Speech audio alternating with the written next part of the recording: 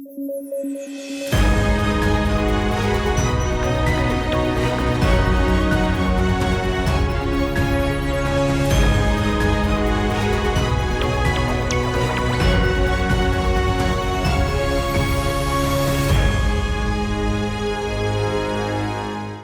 National TV के programme विचार चर्चा च आप सब दर्शकों का स्वागत।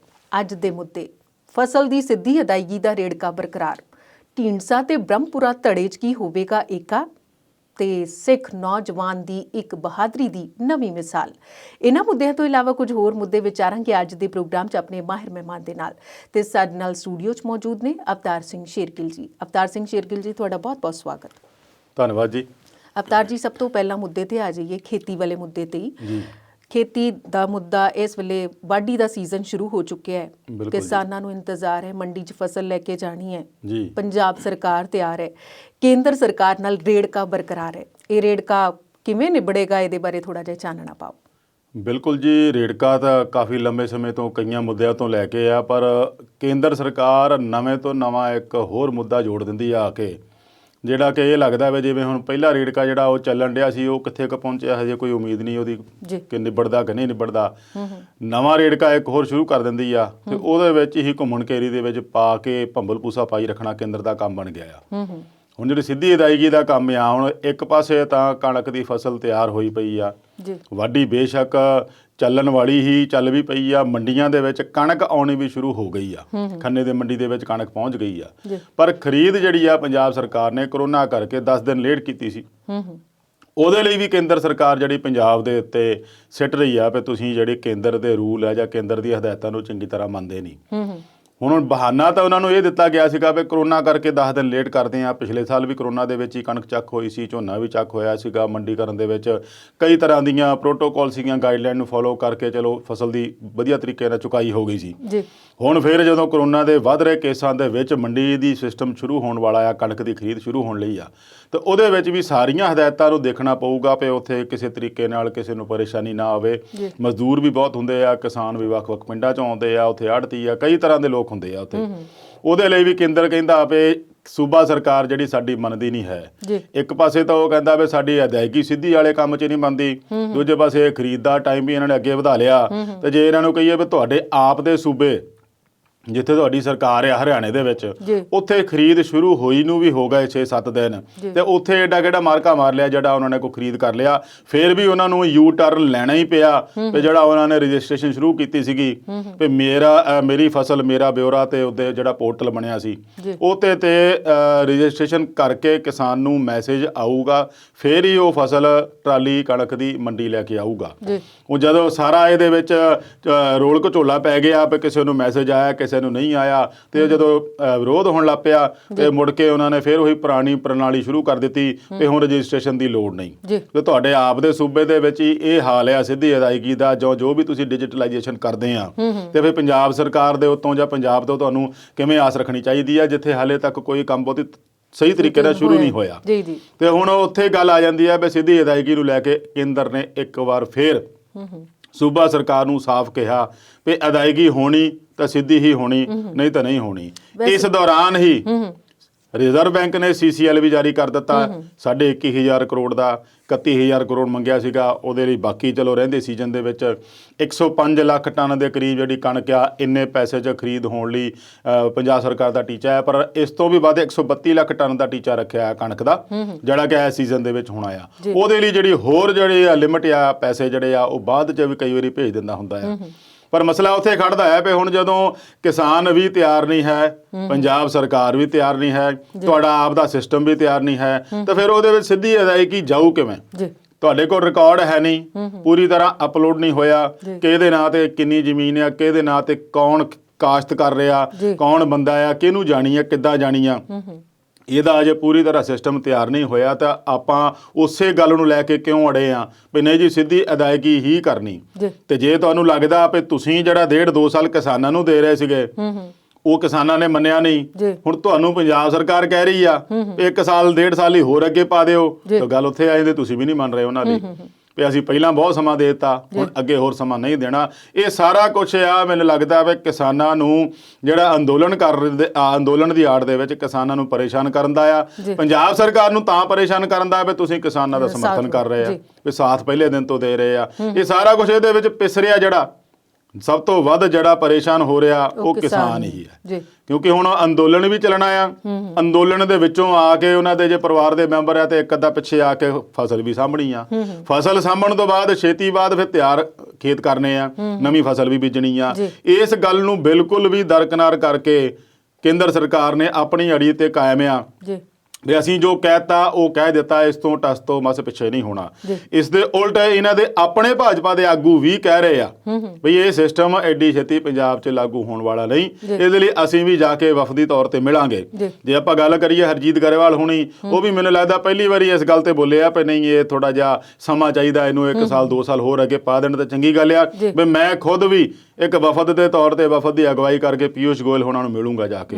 ਪਰ ਹੁਣ ਜਦੋਂ ਐਨ ਸਿੱਟੇ ਤੇ ਕੰਮ ਚੱਲ ਰਿਹਾ, ਵਾਢੀ ਸ਼ੁਰੂ ਆ, ਕਣਕ ਦੀ ਗਹਾਈ ਸ਼ੁਰੂ ਹੋ ਜਾਣੀ ਆ, ਆਉਣ ਲੱਗ ਪੈਣੀ ਆ, ਇੱਥੇ ਆ ਕੇ ਤੁਹਾਡੀ ਅੜੀ ਜਿਹੜੀ ਆ ਉਹ ਪਰੇਸ਼ਾਨ ਕਰਨ ਵਾਲੀ ਆ, ਖਾਸ ਕਰ ਪੰਜਾਬ ਲਈ। ਤੁਸੀਂ ਇਹਦੇ ਲਈ ਕਰਨਾ ਸੀ 6 ਮਹੀਨੇ ਪਹਿਲੇ ਉਹਨਾਂ ਨੂੰ ਕਹਿ ਦਿੰਦੇ ਭਾਈ ਆਉਣ ਵਾਲਾ ਸੀਜ਼ਨ ਕਣਕ ਦਾ ਆ, ਤਿਆਰੀ ਕਰ ਲਓ, ਇਸ ਤੋਂ ਬਿਨਾਂ ਅਸੀਂ ਤੁਹਾਨੂੰ ਪੈਸੇ ਨਹੀਂ ਦੇਣੇ, ਸਿੱਧੀ ਅਦਾਇਗੀ ਕਰਨੀ ਤਾਂ ਠੀਕ ਹੈ, ਨਹੀਂ ਤਾਂ ਤੁਹਾਡੀ ਮਰਜ਼ੀ। ਉਦੋਂ ਤੋਂ ਬਾਅਦ ਚ ਕੋਈ ਇਹੋ ਜਿਹੀ ਗੱਲ ਸੁਣਨ ਚ ਆਈ ਨਹੀਂ। ਜੇ ਆਈ ਵੀ ਹੋਊਗੀ ਤਾਂ ਸਰਕਾਰ ਪੱਧਰ ਤੇ ਸੀਗੀ, ਬਾਹਰ ਨਹੀਂ ਆਈ। ਪਰ ਹੁਣ ਜਦੋਂ ਆਈ ਆ ਤੇ ਇੱਕਦਮ ਹੀ ਉਹ ਅੜਿੱਕਾ ਡਾ ਕੇ ਬਹਿ ਗਿਆ। ਇਸ ਵੇਲੇ ਮੌਸਮ ਵੀ ਕਿਤੇ ਕਿਸਾਨਾਂ ਦਾ ਇਮਤਿਹਾਨ ਲੈ ਰਿਹਾ ਜੀ। ਮੌਸਮ ਰੰਗ ਬਦਲ ਗਿਆ ਝਟਪਟ, ਤੇ ਇਹਦੇ ਬਾਰੇ ਕੀ ਕਹੋਗੇ ਕਿ ਸਰਕਾਰ ਕੁਝ ਮੁਆਵਜ਼ੇ ਦਾ ਕਰੇਗੀ ਐਲਾਨ ਇਹਦੇ ਬਾਰੇ? ਦੇਖੋ, ਕੁਦਰਤ ਅੱਗੇ ਜ਼ੋਰ ਨਹੀਂ ਹੈ। ਇਹ ਅਕਸਰ ਹੀ ਹੁੰਦਾ ਆ ਕਿ ਜਦੋਂ ਫਸਲ ਜ਼ੋਬਨ ਤੇ ਹੁੰਦੀ ਆ, ਕਟਾਈ ਦਾ ਸਮਾਂ ਹੁੰਦਾ ਆ, ਤੇ ਕਿਤੇ ਨਾ ਕਿਤੇ ਜਿਹੜਾ ਮੌਸਮ ਕਰਵਟ ਲੈ ਲੈਂਦਾ ਆ। ਇਹਨਾਂ ਦਿਨਾਂ ਦੇ ਵਿੱਚ ਆਪਾਂ ਦੇਖੀਏ ਤਾਂ ਆਮ ਕਰਕੇ ਹੀ ਮੌਸਮ ਦੇ ਵਿੱਚ ਚਾਹੇ ਮੀਂਹ ਆਊਗਾ, ਚਾਹੇ ਹਨੇਰੀ ਝੱਖੜ, ਪਰ ਜਿਹੜਾ ਬੀਤੇ ਦਿਨ ਆਇਆ ਆ ਉਹ ਮਾਲਵੇ ਇਲਾਕੇ ਦੇ ਵਿੱਚ ਬਠਿੰਡਾ, ਲੰਬੀ ਹਲਕਾ ਹੋ ਗਿਆ, ਮੁਕਤਸਰ ਹੋ ਗਿਆ, ਫਰੀਦਕੋਟ ਹੋ ਗਿਆ, ਇਹਨਾਂ ਜ਼ਿਲ੍ਹਿਆਂ ਦੇ ਵਿੱਚ ਬਹੁਤ ਜ਼ੋਰਦਾਰ ਝੱਖੜ ਸੀਗਾ, ਮੀਂਹ ਸੀਗਾ, ਜਿਹਦੇ ਨਾਲ ਜਿਹੜੀਆਂ ਕਣਕਾਂ ਵਿਛ ਗਈਆਂ। ਪੱਕੀਆਂ ਕਣਕਾਂ ਹੁਣ ਇਸ ਵੇਲੇ ਜਿਹੜੀਆਂ ਵਿਛ ਗਈਆਂ ਉਹਨਾਂ ਦੇ ਮੁੜ ਕੇ ਸਿਰ ਨਹੀਂ ਚੁੱਕ ਹੋਣਾ, ਤੇ ਉਹਦੇ ਵਿੱਚ ਕਈ ਵਾਰੀ ਚੂਹਾ ਵਗੈਰਾ ਲੱਗਣ ਦਾ ਡਰ ਰਹਿੰਦਾ, ਤੇ ਫਸਲ ਦਾ ਜਿਹੜਾ ਨੁਕਸਾਨ ਹੋਣ ਦਾ ਬਹੁਤ ਜ਼ਿਆਦਾ ਡਰ ਬਣ ਜਾਂਦਾ, ਕਿਉਂਕਿ ਝਾੜ ਵੀ ਘਟ ਜਾਂਦਾ ਜਦੋਂ ਫਸਲ ਡਿੱਗ ਜਾਂਦੀ ਆ। ਤੇ ਉਤੋਂ ਵਢਾਈ ਦਾ ਸੀਜ਼ਨ ਹੈ, ਜੇ ਉਹ ਨਹੀਂ ਵੀ ਉੱਠਿਆ ਤਾਂ ਕੰਬਾਈਨਾਂ ਨੇ ਉਹ ਡਿੱਗੀ ਹੋਈ ਫਸਲ ਨੂੰ ਕੱਟਣ ਲਈ ਮੁਸ਼ਕਲ ਬਹੁਤ ਆ ਜਾਂਦੀ ਆ।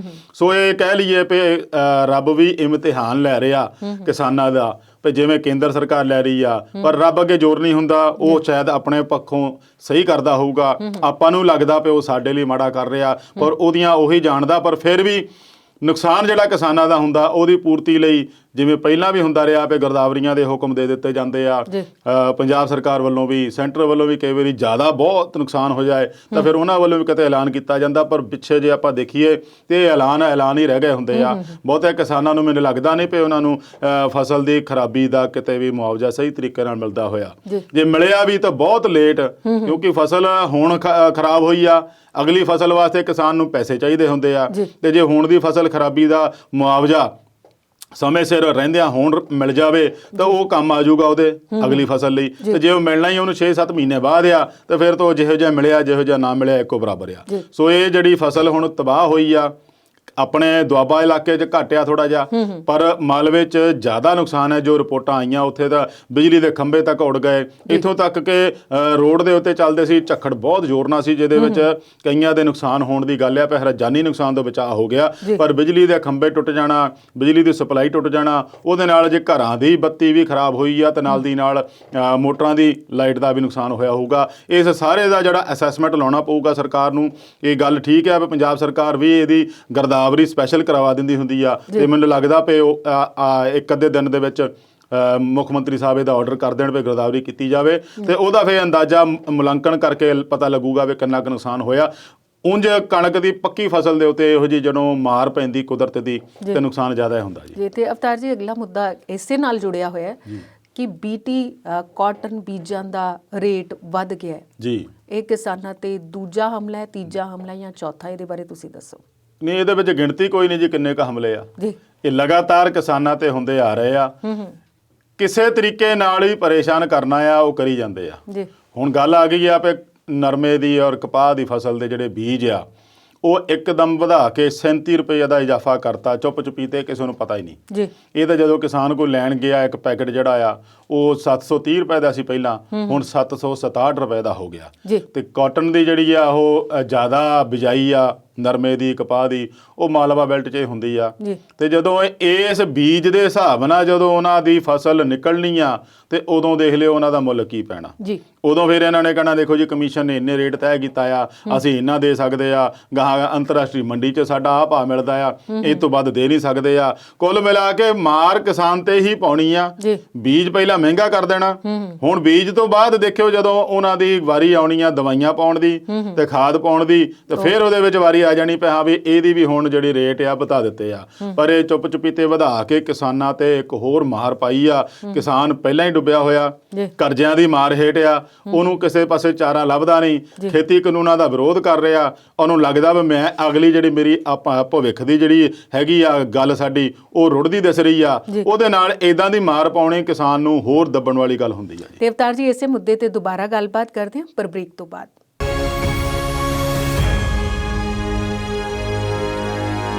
ਬ੍ਰੇਕ ਤੋਂ ਬਾਅਦ ਵਿਚਾਰ ਚਰਚਾ ਪ੍ਰੋਗਰਾਮ 'ਚ ਫਿਰ ਤੋਂ ਸਵਾਗਤ ਹੈ। ਅਵਤਾਰ ਜੀ, ਜਿਹੜੇ ਮੁੱਦੇ ਤੇ ਆਪਾਂ ਗੱਲਬਾਤ ਕਰ ਰਹੇ ਸੀ ਨਾ ਉਸੇ ਮੁੱਦੇ ਨੂੰ ਜਾਰੀ ਰੱਖਦੇ ਹੋਏ ਤੇ ਹੁਣ ਜੇ ਪ੍ਰਧਾਨ ਮੰਤਰੀ ਦੀ ਗੱਲ ਕਰੀਏ ਤੇ ਪ੍ਰਧਾਨ ਮੰਤਰੀ ਫਿਰ ਤੋਂ ਨਵੇਂ ਕਾਨੂੰਨਾਂ ਦਾ ਗੁਣਗਾਨ ਕਰਦੇ ਨਜ਼ਰ ਆਏ ਨੇ। ਬਿਲਕੁਲ ਜੀ, ਇਹਦੇ 'ਚ ਕੋਈ ਸ਼ੱਕ ਨਹੀਂ ਆ। ਸ਼ੁਰੂ ਤੋਂ ਹੀ ਉਹ ਗੁਣਗਾਨ ਕਰਦੇ ਆਏ ਸੀ ਤੇ ਉਹ ਕਹਿ ਰਹੇ ਸੀਗੇ ਕਿ ਅਸੀਂ ਤਾਂ ਜੀ ਕਿਸਾਨਾਂ ਦੀ ਆਮਦਨ ਦੁੱਗਣੀ ਕਰਨੀ ਹੈ, ਤੁਸੀਂ ਮੰਨੋ ਚਾਹੇ ਨਾ ਮੰਨੋ। ਸਾਡਾ ਇਹ ਤਹੀਆ ਕੀਤਾ ਹੋਇਆ, ਚਾਹੇ ਤੁਹਾਨੂੰ ਡੋਬ ਕੇ ਦੁੱਗਣੀ ਕਰੀਏ, ਚਾਹੇ ਤੁਹਾਨੂੰ ਤਾਰ ਕੇ ਦੁੱਗਣੀ ਕਰੀਏ, ਕਰਨੀ ਦੁੱਗਣੀ ਆ। ਹੋਣੀ ਕਿੱਦਾਂ ਹੈ ਇਹ ਹਜੇ ਤੱਕ ਫਾਰਮੂਲਾ ਸਮਝਾ ਨਹੀਂ ਰਹੇ, ਪਤਾ ਨਹੀਂ ਕਿਵੇਂ ਸਮਝਾਉਂਗੇ ਉਹ। ਪਰ ਹੁਣ ਇੰਨੀ ਲੰਮੇ ਸਮੇਂ ਤੋਂ ਚੁੱਪੀ ਤੋਂ ਬਾਅਦ ਇੱਕ ਵਾਰ ਫੇਰ ਪ੍ਰਧਾਨ ਮੰਤਰੀ ਹੋਰਾਂ ਨੇ ਖੇਤੀ ਕਾਨੂੰਨਾਂ ਦੇ ਫਾਇਦੇ ਗਿਣਾਉਣੇ ਸ਼ੁਰੂ ਕਰ ਦਿੱਤੇ ਆ। ਨਾਲ ਦੀ ਨਾਲ ਉਹਨਾਂ ਨੇ ਇਹ ਵੀ ਕਿਹਾ ਕਿ ਜਿਹੜੇ ਵਿਰੋਧੀ ਧਿਰ ਆ ਉਹ ਖੇਤੀ ਕਾਨੂੰਨ ਪਲੱਸ ਜਿਹੜੀ CAA ਆ ਨਾਗਰਿਕਤਾ ਸੋਧ ਕਾਨੂੰਨ ਆ ਇਹਦੇ ਬਾਰੇ ਜਿਹੜਾ ਆ ਉਹ ਭਰਮ ਫੈਲਾ ਰਹੀਆਂ ਹਨ। ਬਹੁਤ ਗਲਤ ਧਾਰਨਾਵਾਂ ਫੈਲਾ ਕੇ ਸਿਆਸੀ ਅਸਥਿਰਤਾ ਪੈਦਾ ਕਰਨ ਦੀ ਕੋਸ਼ਿਸ਼ ਕਰ ਰਹੀਆਂ ਹਨ। ਇਹ ਬਹੁਤ ਦੇਰ ਤੋਂ ਹੀ ਵਿਰੋਧੀ ਧਿਰ ਦੇ ਖਿਲਾਫ ਰਹੇ। ਪਹਿਲਾਂ ਵਿਰੋਧੀ ਧਿਰ ਕਿਸਾਨਾਂ ਨੂੰ ਭੜਕਾ ਰਹੀ ਆ। ਕਿਸਾਨ ਆਪ ਨਹੀਂ ਹੈਗੇ, ਸਿਆਸੀ ਆਗੂਆਂ ਦੇ ਸਿਆਸੀ ਆਗੂ ਮੋਢੇ ਤੇ ਰੱਖ ਕੇ ਚਲਾ ਰਹੇ ਆ। ਇਹ ਕਿਸਾਨ ਆਗੂ ਸਿਆਸੀ ਪਾਰਟੀਆਂ ਦੇ ਮੋਢੇ ਤੇ ਰੱਖ ਕੇ ਇਹ ਕੰਮ ਕਰ ਰਹੇ ਆ। ਉਹ ਕਈ ਤਰ੍ਹਾਂ ਦੇ ਦੋਸ਼ ਲੱਗਦੇ ਰਹੇ ਸੀਗੇ ਤਾਂ ਹੁਣ ਫੇਰ ਉਹਨਾਂ ਦੇ ਉਹੀ ਗੱਲ ਮੁੜ ਕੇ ਆ ਗਈ ਆ ਬਈ ਇਹ ਜੀ ਸਿਆਸੀ ਪਾਰਟੀਆਂ ਜਿਹੜੀਆਂ ਆ ਉਹ ਕਿਸਾਨਾਂ ਨੂੰ ਮੋਹਰੇ ਲਾ ਕੇ ਤੇ ਜਿਹੜੇ ਸਾਡੇ ਬਣਾਏ ਉਹ ਕਾਨੂੰਨਾਂ ਦੇ ਇਹਦੇ ਬਾਰੇ ਗਲਤ ਧਾਰਨਾਵਾਂ ਫੈਲਾਈਆਂ ਜਾ ਰਹੀਆਂ ਹਨ। ਤੇ ਇਹਦੇ ਵਿੱਚ ਪ੍ਰਧਾਨ ਮੰਤਰੀ ਸਾਹਿਬ ਇੰਨੇ ਦਿਨ ਤਾਂ ਚੋਣਾਂ ਹੁੰਦੀਆਂ ਰਹੀਆਂ 5 ਸੂਬਿਆਂ ਦੇ ਵਿੱਚ, ਉੱਥੇ ਕਿਤੇ ਵੀ ਇਹਨਾਂ ਨੇ ਨਾ ਤਾਂ ਖੇਤੀ ਕਾਨੂੰਨਾਂ ਦੀ ਗੱਲ ਕੀਤੀ ਤੇ ਨਾ CAA ਦੀ ਗੱਲ ਕੀਤੀ। ਇਹ CAA ਦੀ ਗੱਲ ਕਰਦੇ ਆ ਤਾਂ ਪੱਛਮੀ ਬੰਗਾਲ 'ਚ ਕਰਦੇ ਆ, ਅਸਾਮ 'ਚ ਭੁੱਲ ਜਾਂਦੇ ਆ। ਅਸਾਮ ਦੇ ਵਿੱਚ ਇਹਨਾਂ ਨੇ ਚੋਣ ਮਨੋਰਥ ਪੱਤਰ ਬਣਾਇਆ, ਉਹਦੇ ਵਿੱਚ CAA ਦੀ ਕਿਤੇ ਗੱਲ ਹੀ ਹੈ ਨਹੀਂ। ਜਦ ਕਿ ਸਭ ਤੋਂ ਪਹਿਲਾਂ ਆਪਾਂ ਦੇਖੀਏ ਤਾਂ CAA ਦਾ ਰੌਲਾ ਹੀ ਗੁਹਾਟੀ ਤੋਂ ਅਸਾਮ 'ਚ ਪਿਆ ਸੀਗਾ। ਦੰਗੇ ਵੀ ਭੜਕੇ ਸੀਗੇ, ਝੜਪਾਂ ਵੀ ਹੋਈਆਂ ਸੀਗੀਆਂ, ਬਹੁਤ ਵੱਡੀ ਪੱਧਰ ਤੇ ਬਵਾਲ ਹੋਇਆ ਸੀਗਾ। ਪਰ ਐਤਕੀ ਜਿਹੜਾ ਚੋਣ ਮਨੋਰਥ ਪੱਤਰ ਬਣਾਇਆ BJP ਦਾ ਉਹਦੇ ਵਿੱਚ CAA ਹੈ ਨਹੀਂ। ਨਾਲ ਹੀ ਜਦੋਂ ਬੰਗਾਲ ਵੱਲ ਨੂੰ ਆਉਂਦੇ ਆ ਤਾਂ ਉੱਥੇ CAA ਮਤਲਬ ਕੀ ਆ ਪਏ ਜਿਹੜੇ ਰੀਜਨ 'ਚ ਜਾਣਾ ਉੱਥੋਂ ਦੇ ਮੁਤਾਬਕ ਦੇਖਣਾ ਪਏ ਹੁਣ ਲੋਕਾਂ ਦੀ ਇੱਥੇ ਦੀ ਨਬਜ਼ ਕਿੱਦਾਂ ਦੀ ਆ, ਉਹ ਪਛਾਣ ਕੇ ਉਦਾਂ ਦੀ ਗੱਲ ਕਰ ਦੇਣੀ ਆ। ਜੈਸਾ ਦੇਸ਼ ਪੈਸਾ ਭੇਸ ਕਰਕੇ ਕਰ ਦੇਣਾ। ਪਰ ਇਹਦੇ ਵਿੱਚ ਸਿਆਸਤ ਜ਼ਿਆਦਾ ਵੱਡੀ ਇਹਨਾਂ ਦੀ ਆਪਣੀ ਆ। ਕਿਸਾਨਾਂ ਨੂੰ ਬਾਰ-ਬਾਰ ਜ਼ਰੂਰ ਕਹਿ ਰਹੇ ਆ ਵੀ ਸਿਆਸੀ ਆਗੂ ਭਰਮਾ ਰਹੇ ਆ, ਤੁਹਾਨੂੰ ਗਲਤ ਧਾਰਨਾਵਾਂ ਫੈਲਾ ਰਹੇ ਆ, ਪਰ ਆਪ ਦੀ ਸਿਆਸਤ ਦੇਖੋ ਇਹਨਾਂ ਦੀ। ਤਮਿਲਨਾਡੂ ਵੱਲ ਨੂੰ ਗਏ, ਉੱਥੇ ਕੋਈ ਹਜਾ ਰੌਲਾ ਨਹੀਂ। ਕੇਰਲ 'ਚ ਗਏ, ਉੱਥੇ ਕੋਈ ਰੌਲਾ ਨਹੀਂ। ਬੰਗਾਲ ਦੇ ਵਿੱਚ ਅਸੀਂ ਇਹ ਮੂਹਰੇ ਰੱਖ ਲਿਆ ਤੇ ਮੁੜ ਕੇ ਕਹਿਣਾ ਵੀ ਧਰੂਵੀਕਰਨ ਜਿਹੜੀ ਆ ਉਹ ਦੂਜੀ ਪਾਰਟੀਆਂ ਕਰ ਰਹੀ ਆ।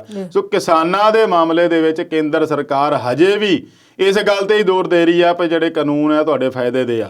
ਵੀ 6-7 ਮਹੀਨੇ ਹੋ ਗਏ ਕਿਸਾਨਾਂ ਨੂੰ ਅੰਦੋਲਨ ਕਰਦਿਆਂ ਨੂੰ। ਜੇ ਫਾਇਦੇ ਦੇ ਹੁੰਦੇ ਤੇ ਉਹ ਕਿਹੜੇ ਉਹਨਾਂ ਨੂੰ ਸਮਝ ਨਹੀਂ ਹੈਗੀ ਆ। ਇੰਨੇ ਪੜ੍ਹੇ ਲਿਖੇ ਬੰਦੇ ਆ, ਤੁਹਾਡੇ ਨਾਲ ਗੱਲਬਾਤ 11-12 ਗੇੜਾਂ ਦੀ ਕਰਕੇ ਆਏ ਆ, ਤੁਹਾਨੂੰ ਨੁਕਤੇ ਤੋਂ ਨੁਕਤਾ ਸਮਝਾ ਕੇ ਦੱਸ ਕੇ ਆਏ ਆ।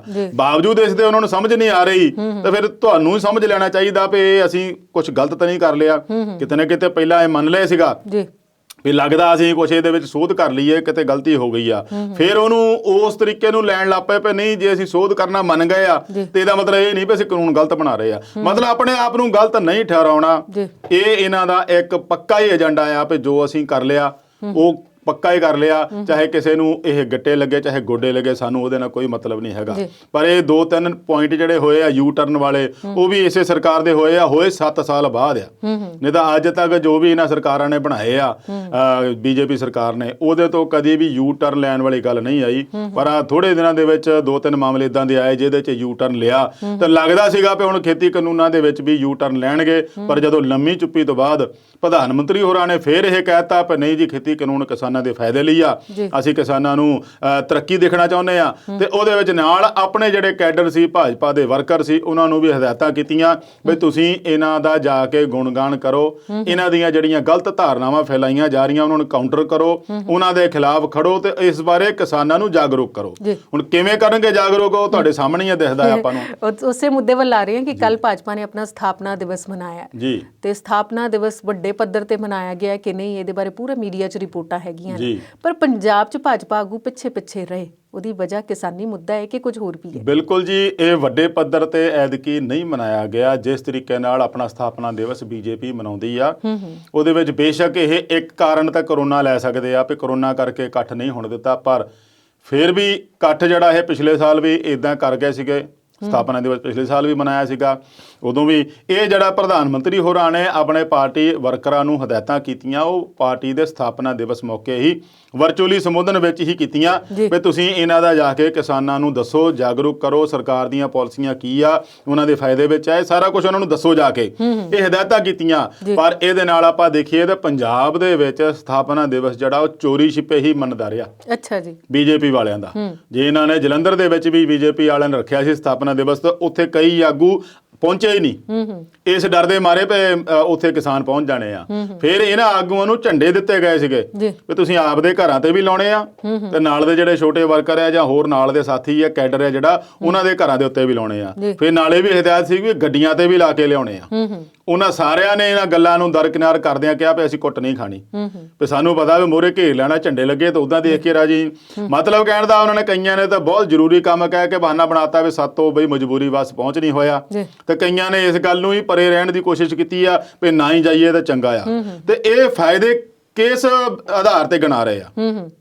ਤੁਹਾਨੂੰ ਘਰਾਂ ਦੇ ਵਿੱਚ ਨਿੱਜੀ ਫੰਕਸ਼ਨ ਤੱਕ ਕਰ ਨਹੀਂ ਦੇ ਰਹੇ ਕਿਸਾਨ। ਤੁਹਾਡਾ ਆਪਣਾ ਸਥਾਪਨਾ ਦਿਵਸ ਮਨਾਉਣ 'ਚ ਤੁਸੀਂ ਖੁਦ ਗਰੇਜ਼ ਕਰ ਗਏ ਵੀ ਇੱਥੇ ਦੁਬਾਰਾ ਵਿਰੋਧ ਹੋ ਗਿਆ, ਬਵਾਲ ਮਚੂਗਾ, ਝੜਪਾਂ ਹੋਣਗੀਆਂ, ਪੁਲਿਸ ਦੇ ਨਾਲ ਹੋਰ ਧੱਕਾ ਮੁੱਕੀ ਹੋਊਗੀ, ਗੱਲ ਵਧੂਗੀ, ਉਹ ਤੋਂ ਤੁਸੀਂ ਆਪ ਗੁਰੇਜ਼ ਕੀਤਾ। ਤਾਂ ਫਿਰ ਇਹਦੇ ਵਿੱਚ ਬੱਲੇ ਬੱਲੇ ਕਾਹਦੀ ਆ?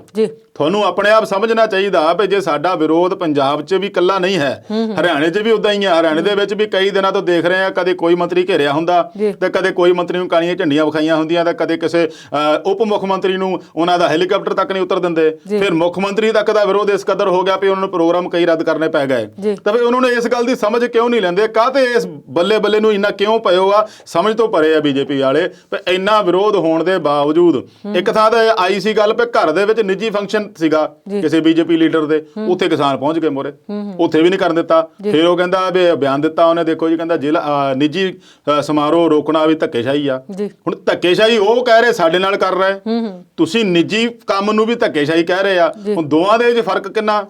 ਉਹ ਪੂਰਾ ਵਰਗ ਖੜਾ ਵੀ ਸਾਡੇ ਨਾਲ ਧੱਕਾ ਹੋ ਰਿਹਾ ਜੀ, ਸਾਰੇ ਵਰਗ ਨਾਲ। ਇੱਕ ਕਿਸਾਨ ਵਰਗ ਕੇਵਲ ਪੰਜਾਬ ਦਾ, ਹਰਿਆਣੇ ਦਾ, ਯੂਪੀ ਦਾ ਨਹੀਂ, ਪੂਰੇ ਦੇਸ਼ ਦਾ ਇਸ ਵੇਲੇ ਲਾਮਬੰਦ ਹੋਇਆ ਪਿਆ।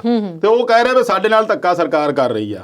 ਤੁਸੀਂ ਕਹਿ ਰਹੇ ਸਾਡੇ ਨਿੱਜੀ ਫੰਕਸ਼ਨ ਨਹੀਂ ਹੋਣ ਦੇ ਰਹੇ, ਤੇ ਸਾਡੇ ਦੇ ਨਾਲ ਧੱਕਾ ਹੋ ਰਿਹਾ। ਇੱਕ ਬੰਦੇ ਵਾਲਾ ਧੱਕਾ ਵੱਡਾ ਆ ਕਿ ਪੂਰੇ ਵਰਗ ਨਾਲ ਧੱਕਾ ਵੱਡਾ ਆ? ਪਰ ਦੋਨਾਂ ਤਰਫੋਂ ਨਹੀਂ ਹੋਣਾ ਚਾਹੀਦਾ। ਅਸੀਂ ਇਸ ਗੱਲ ਨੂੰ ਜਾਇਜ਼ ਨਹੀਂ ਠਹਿਰਾਵਾਂਗੇ ਵੀ ਇੱਕ ਦੂਜੇ ਨੇ ਧੱਕਾ ਹੋਣਾ ਚਾਹੀਦਾ, ਪਰ ਦੋਨਾਂ ਤਰਫੋਂ ਨਹੀਂ ਹੋਣਾ ਚਾਹੀਦਾ ਨਾ। ਤੁਸੀਂ ਕਿਸਾਨ ਨਾਲ ਕਰਦੇ ਆ, ਪੂਰੇ ਵਰਗ ਨਾਲ ਕਰਦੇ ਆ, ਉੱਥੇ ਇੱਕ ਬੰਦਾ ਨਹੀਂ ਹੈਗਾ। ਤੇ ਉਹਨਾਂ ਦਾ ਜਿਹੜਾ ਰੋਸ ਪ੍ਰਗਟਾਉਣ ਦਾ ਤਰੀਕਾ ਜਾਂ ਉਹ ਗੁੱਸਾ ਆਪਣਾ ਇਸ ਤਰੀਕੇ ਨਾਲ ਕੱਢ ਰਹੇ ਆ। ਤੁਹਾਨੂੰ ਇਹ ਸਮਝ ਲੱਗ ਜਾਣੀ ਚਾਹੀਦੀ ਆ ਵੀ ਹੁਣ ਤਾਂ ਬਹੁਤ ਲੰਮਾ ਸਮਾਂ ਹੋ ਗਿਆ, ਆਉਣ ਵਾਲਾ ਸਮਾਂ ਤੁਹਾਡੇ ਲਈ ਵੀ ਕ੍ਰੂਸ਼ੀਅਲ ਆ। ਚੋਣਾਂ ਸਿਰ ਤੇ ਆ, ਇੱਕ ਪਾਸੇ ਤੇ ਚੋਣ ਕਮਿਸ਼ਨ ਨੇ ਵੀ ਹਦਾਇਤਾਂ ਕਰਤੀਆਂ ਵੀ ਤਿਆਰੀਆਂ ਕਰ ਲਓ। ਉਹ ਵੀ ਇੱਕ ਕਿੱਧਰ ਨੂੰ ਮੈਸੇਜ ਜਾਂਦਾ ਆ, ਉਹ ਵੀ ਸੋਚਣ ਵਾਲੀ ਗੱਲ ਆ ਵੀ ਪਤਾ ਨਹੀਂ ਚੋਣਾਂ ਸਮੇਂ ਤੋਂ ਪਹਿਲਾਂ ਨਾ ਹੋ ਜਾਣ, ਕਿਤੇ ਚੋਣ ਕਮਿਸ਼ਨ ਜਿਹੜਾ ਇੰਨੀ ਸਰਗਰਮੀ ਫੜ ਗਿਆ ਆ, ਉਹਨੂੰ ਵੀ ਧਿਆਨ 'ਚ ਬੀਜੇਪੀ ਨੂੰ ਰੱਖਣਾ ਚਾਹੀਦਾ। ਆਉਣ ਵਾਲੇ ਸਮੇਂ ਦੇ ਵਿੱਚ ਉਹਨਾਂ ਦੇ ਕਿਸੇ ਨਾਲ ਗੱਠਜੋੜ ਵੀ ਹੈ ਨਹੀਂ, ਫੇਰ ਵੀ ਬੀਜੇਪੀ ਵਾਲੇ ਦਮਗਜੇ ਮਾਰ ਰਹੇ ਆ ਵੀ ਅਸੀਂ ਤਾਂ ਵਰਕਰਾਂ ਦੇ ਸਿਰ ਤੇ, ਆਪਦੀਆਂ ਪਾਲਿਸੀਆਂ ਦੇ ਸਿਰ ਤੇ ਜਿੱਤਾਂਗੇ। ਸਮਝ ਤੋਂ ਪਰੇ ਆ ਵੀ ਇਸ ਗੱਲ ਨੂੰ ਉਹ ਫੋਲੋ ਕਿਉਂ ਨਹੀਂ ਕਰ ਸਕੇ ਹਜੇ ਤੱਕ, ਵੀ ਸਾਡਾ ਵਿਰੋਧ ਕਿਉਂ ਹੋ ਰਿਹਾ, ਵੀ ਸਾਡੇ ਦੇਸ਼ ਦੇ ਵਿੱਚ ਇੱਕ ਇਹੀ ਘਾਟ ਆ, ਅਸੀਂ ਉਸ ਚੀਜ਼ ਦਾ ਕਾਰਨ ਨਹੀਂ ਲੱਭਦੇ ਜਿਹਦੇ ਕਰਕੇ ਰੌਲਾ ਪੈਂਦਾ। ਰੌਲਾ ਪਾਉਣ ਵਾਲੇ ਨੂੰ ਲੱਭ ਲੈਂਦੇ ਵੀ ਇਹ ਰੌਲਾ ਕਿਉਂ ਪਾਉਂਦਾ। ਹੁਣ ਜੇ ਤੁਸੀਂ ਕਿਸੇ ਗੱਲ ਦੇ ਉੱਤੇ ਕਿੰਤੂ ਪਰੰਤੂ ਕਰਤਾ, ਜੀ ਮੰਨ ਲਓ ਈਵੀਐਮ ਤੇ ਵੀ ਕਰਤਾ ਜਾਂ ਸਰਕਾਰ ਦੇ ਕਿਸੇ ਤੇ ਕਰਤਾ, ਇਹ ਕਹਿੰਦੇ ਨਹੀਂ ਜੀ ਲੋਕਤੰਤਰ ਤੇ ਹਮਲਾ, ਜੀ ਉੱਥੇ ਗੱਲ ਆ ਜਾਂਦੀ ਇਹਨੂੰ ਫੜ ਕੇ ਇਹ ਬੰਦਾ ਵੀ ਇਹ ਦੇਸ਼ ਦੇ ਖਿਲਾਫ ਆ, ਇਹ ਦੇਸ਼ ਦਰੋਹੀ ਆ, ਦੇਸ਼ ਗਦਾਰ ਆ, ਇਹਨੂੰ ਚੁੱਪ ਕਰਕੇ ਸਰਟੀਫਿਕੇਟ ਦੇ ਦਿੰਦੇ ਆ। ਉਸ ਦਾ ਕਾਰਨ ਨਹੀਂ ਲੱਭਦੇ ਵੀ ਇਸ ਦੇ ਪਿੱਛੇ ਕਾਰਨ ਕੀ ਆ, ਇਹ ਕਿਉਂ ਇੱਥੇ ਤੱਕ ਪਹੁੰਚਿਆ, ਇਹ ਸਾਡੇ ਵਿਰੋਧ ਕਿਉਂ ਹੋ ਰਿਹਾ, ਕਿੱਥੇ ਇਹ ਇੱਥੋਂ ਤੱਕ ਗੱਲ ਗਈ ਤੇ ਕਿਵੇਂ ਗਈ ਆ। ਉਸ ਗੱਲ ਨੂੰ ਇਹਨਾਂ ਨੇ ਕਦੇ ਨਹੀਂ ਫੋਲੋ ਕੀਤਾ। ਸਾਡੇ ਸਿਆਸੀ ਆਗੂ ਸਾਰੇ ਆਈ ਆ, ਇਹ ਨਹੀਂ ਵੀ ਹੁਣ ਦੀ ਸਰਕਾਰ ਆ, ਪਹਿਲੀਆਂ ਸਰਕਾਰਾਂ ਵੀ ਇਹ ਸੀਗੀਆਂ, ਜੜ ਨਹੀਂ ਕਦੇ ਵੀ ਲੱਭੀ ਉਹਨਾਂ ਨੇ।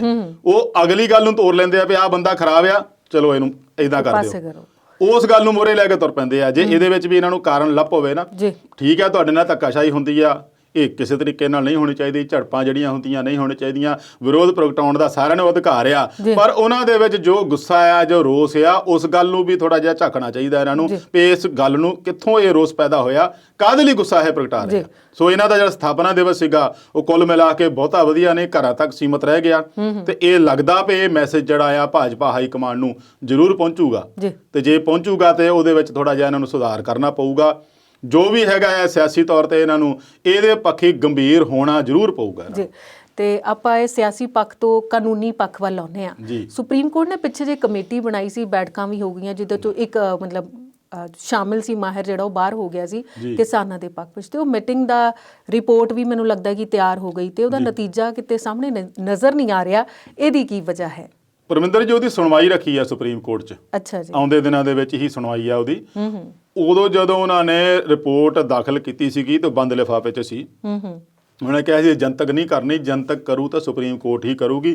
ਕਦੋਂ ਕਰੂਗੀ? ਅਗਲੀ ਸੁਣਵਾਈ ਵੇਲੇ। ਉਹ ਹੁਣ ਸੁਣਵਾਈ ਜਦੋਂ ਆਉਣੀ ਆ ਉਦੋਂ ਜਨਤਕ ਕੀਤੀ ਜਾਊਗੀ ਵੀ ਉਹਨਾਂ ਨੇ ਆਪਣੀ ਰਿਪੋਰਟ ਦੇ ਵਿੱਚ ਕੀ ਦੱਸਿਆ ਤੇ ਕੀ ਨਹੀਂ ਦੱਸਿਆ। ਸੁਭਾਵਕ ਆ ਵੀ ਉਹ ਜਿਹੜੇ ਤਿੰਨੇ ਮੈਂਬਰ ਆ ਉਹ ਸ਼ੁਰੂ ਤੋਂ ਹੀ ਕੇਂਦਰ ਦੇ ਖੇਤੀ ਕਾਨੂੰਨਾਂ ਦੇ ਹੱਕ 'ਚ ਸੀ, ਕੋਈ ਲਿਖਦਾ ਵੀ ਸੀ ਹੱਕ 'ਚ, ਕੋਈ ਇਹਦੇ ਪੱਖੀ ਬੋਲਦਾ ਵੀ ਸੀਗਾ। ਤੇ ਉਹਨਾਂ ਨੇ ਜਿਹੜੇ ਕਿਸਾਨ ਯੂਨੀਅਨ ਆ, ਜਿਹੜਾ ਹੋ ਕਿਸਾਨ ਆਗੂਆਂ ਨਾਲ ਮੀਟਿੰਗ ਕੀਤੀ ਆ, ਉਹ ਕਿਸਾਨ ਯੂਨੀਅਨ ਵੀ ਖੇਤੀ ਕਾਨੂੰਨਾਂ ਦੇ ਹੱਕ ਵਾਲੇ ਹੀ ਹਨ। ਜਦ ਕਿ ਜਿਹੜਾ ਵਿਰੋਧ ਪ੍ਰਗਟਾ ਰਿਹਾ ਜਾਂ ਰੋਸ ਪ੍ਰਗਟਾ ਰਹੇ, ਉਹਨਾਂ ਨੇ ਪਹਿਲੀ ਦਿਨ ਹੀ ਨਾ ਕਰਤਾ ਸੀ ਕਿ ਅਸੀਂ ਇਹਨਾਂ ਨੂੰ ਮਿਲਣਾ ਨਹੀਂ। ਹੁਣ ਉਸ ਰਿਪੋਰਟ ਦੇ ਵਿੱਚ ਕੀ ਆ ਕੀ ਨਹੀਂ ਆ, ਇਹਨਾਂ ਨੇ ਕੀ ਲਿਖ ਕੇ ਦਿੱਤਾ, ਉਹ ਸੁਪਰੀਮ ਕੋਰਟ ਦੇ ਜਿਸ ਦਿਨ ਸੁਣਵਾਈ ਹੋਣੀ ਆ ਉਸ ਦਿਨ ਉਹ ਖੁਲਾਸਾ ਹੋਊਗਾ। ਤੇ ਅਵਤਾਰ ਜੀ, ਅਗਲੇ ਮੁੱਦੇ ਤੇ ਵਿਚਾਰ ਕਰਾਂਗੇ ਪਰ ਇਸ ਬ੍ਰੇਕ ਤੋਂ ਬਾਅਦ।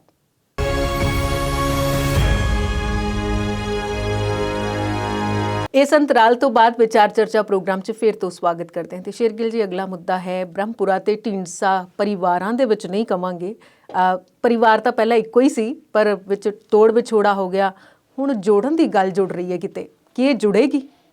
ਬਿਲਕੁਲ ਜੀ। ਬ੍ਰਹਮਪੁਰਾ ਦੀ ਜਿਹੜੀ ਅਕਾਲੀ ਦਲ ਟਕਸਾਲੀ ਆ, ਉਹਨਾਂ ਨੇ 3 ਮੈਂਬਰੀ ਕਮੇਟੀ ਬਣਾਈ ਸੀਗੀ ਜੀ, ਜਿਹੜੀ ਇਸ ਗੱਲ ਦਾ ਪਤਾ ਲਗਾਏਗੀ ਕਿ ਕਿਹਦੇ ਨਾਲ ਗਾਹਾਂ ਹਮਖਿਆਲੀ ਪਾਰਟੀਆਂ ਨਾਲ ਗੱਠਜੋੜ ਕਰਨਾ, ਕਿਹਦੇ ਨਾਲ ਚੱਲ ਕੇ ਗਾਹਾਂ ਚੋਣਾਂ ਲੜਨੀਆਂ, ਆਉਣ ਵਾਲੀਆਂ ਸਮੇਂ ਦੇ ਵਿੱਚ ਚੋਣਾਂ ਹੋ ਰਹੀਆਂ।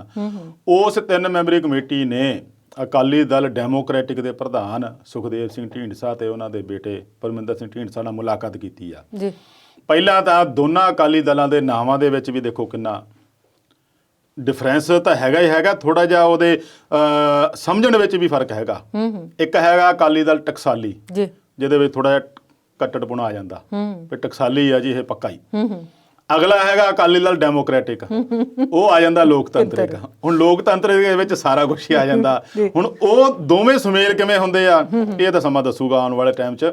ਪਰ ਇਹਨਾਂ ਦੇ ਵਿੱਚ ਜਿਹੜੀ ਨਵੀਂ ਸਫਬੰਦੀ ਤਿਆਰ ਹੋਣ ਲੱਗੀ ਆ, ਜਿਹੜੇ ਨਵਾਂ ਗੱਠਜੋੜ ਤਿਆਰ ਹੋਣ ਦੀਆਂ ਜਿਹੜੀਆਂ ਕਨਸੂਆਂ ਆ ਰਹੀਆਂ, ਹੋ ਸਕਦਾ ਹੋ ਵੀ ਜਾਣ, ਪਰ ਇਸ ਤੋਂ ਪਹਿਲਾਂ ਵੀ ਬ੍ਰਹਮਪੁਰੇ ਨੇ ਇਸ ਗੱਲ ਨੂੰ ਲੈ ਕੇ ਇੱਕ ਸ਼ੁਰੂਆਤ ਕੀਤੀ ਸੀਗੀ ਬਈ ਇਹ ਦੋਏ ਜਿਹੜੇ ਇਕੱਠੇ ਹੋ ਜਾਣ ਤੇ ਫਿਰ ਬਾਦਲ ਪਰਿਵਾਰ ਨੂੰ ਟਾਕਰਾ ਜਾਂ ਟੱਕਰ ਦੇ ਸਕਦੇ ਆ।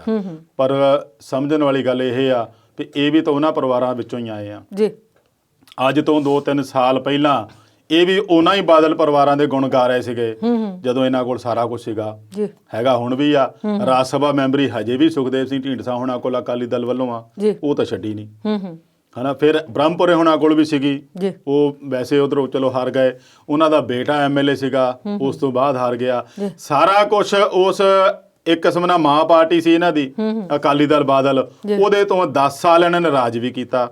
ਉਦੋਂ ਤਾਂ ਇਹਨਾਂ ਦੀਆਂ ਪਾਲਿਸੀਆਂ ਬਹੁਤ ਚੰਗੀਆਂ ਲੱਗੀਆਂ, ਉਦੋਂ ਇਹਨਾਂ ਦੀਆਂ ਨੀਤੀਆਂ ਬਹੁਤ ਚੰਗੀਆਂ ਲੱਗੀਆਂ। ਇਹਨਾਂ 10 ਸਾਲਾਂ ਦੌਰਾਨ ਹੀ ਅਕਾਲੀ ਦਲ ਦੇ ਰਾਜ ਵੇਲੇ ਸਿਰਸੇ ਵਾਲੇ ਬਾਬੇ ਨੂੰ ਮਾਫੀ ਦਿੱਤੀ ਗਈ, ਉਦੋਂ ਵੀ ਇਹ ਟਕਸਾਲੀ ਤੇ ਡੈਮੋਕ੍ਰੈਟਿਕ ਆਪਣੇ ਆਪ ਨੂੰ ਹੁਣ ਕਹਾਉਂਦੇ ਆ।